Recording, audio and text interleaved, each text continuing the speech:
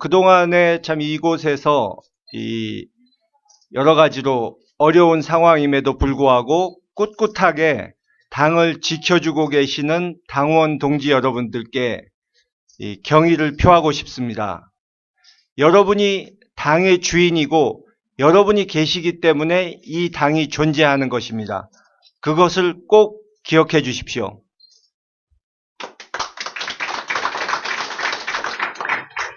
특히 이곳에 계신 이 연세 드신 어른들께서는 과거에 저희 아버지를 수십 년간 열성적으로 지지해 주셨던 어른들이 계십니다. 우리나라의 어떤 정치인도 그런 사랑을 받아본 분이 아마 없을 겁니다. 아마 여기 계신 임채정 의장님 같은 분들은 옆에서 직접 보셨기 때문에 더 잘 아실 것입니다. 여러분들의 그 은혜, 저와 저희 어머니는 두고두고 잊지 않는다는 점을 말씀드리고 싶습니다.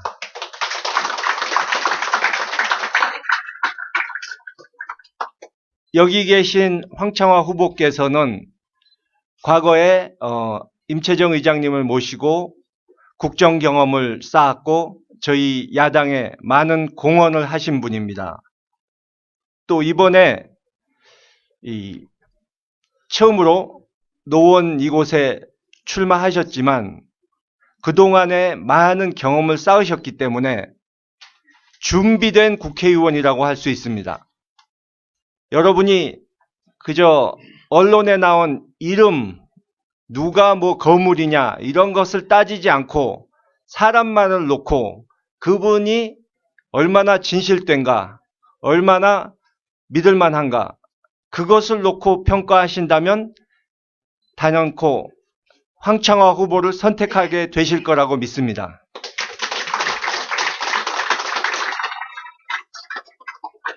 제가 이번에 이 50이 넘은 나이에 현실 정치에 처음 발을 들여놨는데요. 그동안에 조용히 살던 제가 나설 수밖에 없게 된 이유는 저희 아버지께서 과거에 생전에 목숨을 걸고 지키시려던 그 가치, 민주주의, 인권, 한반도 평화 그런 것들이 위기에 놓여 있기 때문입니다. 그분이 돌아가실 때 참으로 그런 부분을 안타까워 하시면서 세상을 뜨셨는데 7년이 지난 지금 상황이 나아지기는커녕 더 나빠졌습니다. 그래서 지금 박근혜 정권의 경제 실패, 국정 운영 실패 그런 것들을 다 심판을 해야 되는데 그것이 어렵게 돼가고 있습니다. 야권을 분열시킨 세력이 나오는 바람에 정권 심판이 아니라 야당 심판이라는 얘기까지 나오고 있습니다. 새누리당을 도와줘서 어부지리를 보게 하는 그런 일이 생기고 있습니다. 그래서 이 노원병에 온 김에 그 부분에 대해서 과연 그것이 그들이 말하는 새정치인지 한번 분명하게 따져보고 가겠습니다.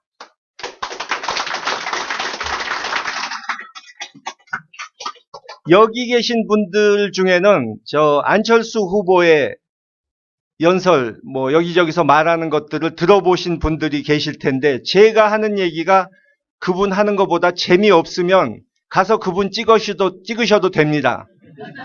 근데 그런 일은 아마 없을 겁니다. 제가 그 4년여 전부터 안철수 후보가 새정치하고 계속 떠드는데 그 내용이 뭔지는 말을 안 해줘서 참 궁금하게 생각했습니다. 그래서 저 나름대로 좀 생각을 해봤습니다. 과연 그것이 뭔가, 또 이분이 어떤 분인가. 제가 생각하는 그분의 새정치, 이렇습니다. 그분은 자기 측근 얘기조차도 귀담아 듣질 않습니다. 회의를 하면 혼자 앞말 않고 있다가 다 끝난 다음에 회의 내용과 상관없는 자기 생각으로 발표해버립니다. 예, 오만, 독선, 불통, 예, 과거 어느 정치인에게서도 보기 힘든 참 새정치 맞습니다.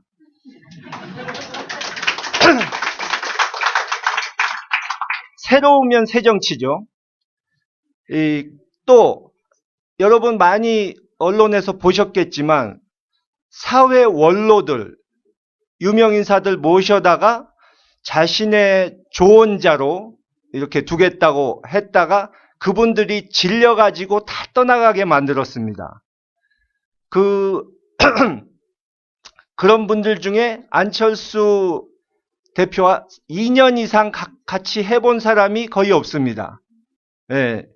어르신들을 화나게 만드는 재주, 그것도 새정치 맞습니다.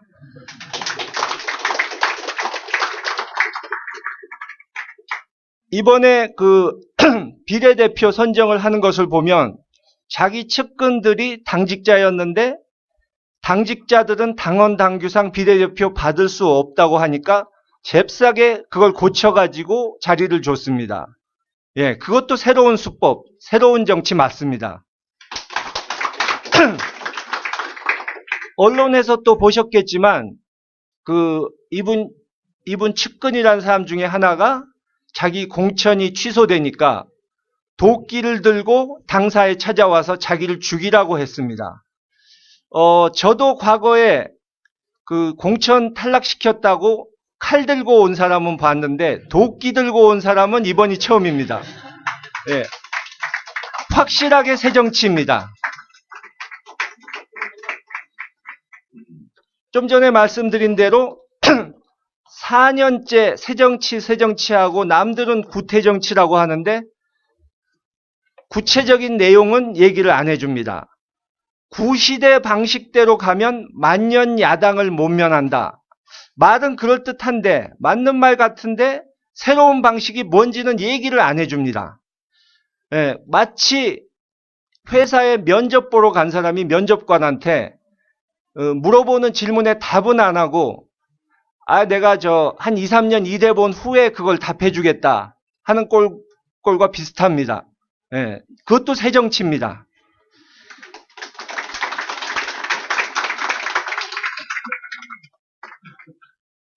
그리고 마지막으로 제가 직접 경험해서 너무 잘 아는 내용, 1월 초에 저희 어머니를 방문하고 난 다음에 그분이 하시지도 않은 말씀을 만들어 가지고 어머니가 자신을 지지하는 발언을 해주셨다. 사실 보도가 난 날 아침에 그것을 보고 저는 깜짝 놀랐습니다. 그분이 정치인 앞에서 그런 말씀을 하시는 것을 본 적이 없기 때문입니다. 그래서 찾아가서 어머니께 이런 기사가 났습니다 하고 말씀드리니까 어머니 말씀이 아이고 맙소사 이러시더라고요. 그래서 제가 바로 이 반박 기사를 내도록 한 것인데 그 후에 사정을 들어보면 이제 당황해가지고 자기네들이 녹취했던 그 파일을 기자에게 넘겨주고 근데 그 속에 있는 내용은 오히려 자기네들 주장이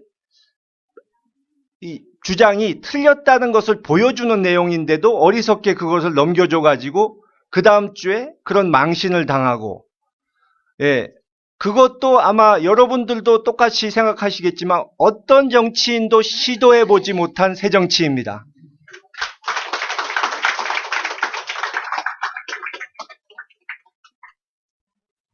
그분이 그동안에 말하기를 당파적 이기주의를 극복해야 된다라고 말을 했습니다. 맞는 말입니다. 근데 이번 선거 때 여당에게 어부지리를 주지 않기 위해서 단일화를 하자, 선거 연대를 하자 하니까는 그것을 거부하면서 자신의 당 후보들에게 후보 등록 안 하고 마음대로 단일화하면 제명을 하겠다고 협박까지 하고 있습니다. 새누리당에게 180석, 200석을 안겨주겠다는 이적행위나 마찬가지인 것입니다. 그러니까 새누리당 이중대란 소리를 듣는 것이고 만약 그런 최악의 상황이 벌어진다면 야당 중에 어느 당이 몇 석을 얻고 몇 석을 잃고 이런 것은 의미가 없는 세상이 될 것입니다. 제2의 유신 시대가 오는 것입니다. 그분은 광야에서 죽어도 좋다고 그랬는데 왜 남들도 같이 죽자고 조르는 걸까요? 물귀신 작전인지 이해가 안 갑니다. 결국에 우리 야권이 공멸하면 자신만 혼자 살아남아서 대권 도전할 수 있는 유일한 주자가 된다고 생각하는 것 같습니다. 그리고 여당과 야당 사이에서 어정쩡하게 중도라는 간판을 붙이고 서 있으면 양쪽에서 다 지지자들이 와줘가지고 당선이 된다고 생각하는 것 같습니다. 제가 그분을 보고 있으면 생각나는 노래가 있습니다. 잠시만요.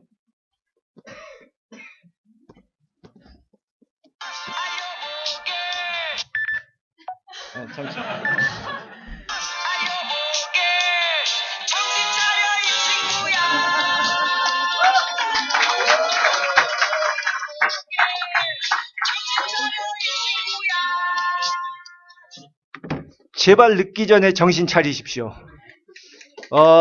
여러분이 진짜 사이비 새정치가 아닌 진짜 새정치 그리고 정권 교체를 보고 싶으시면 우리 황창화 후보에게 표를 주시면 됩니다.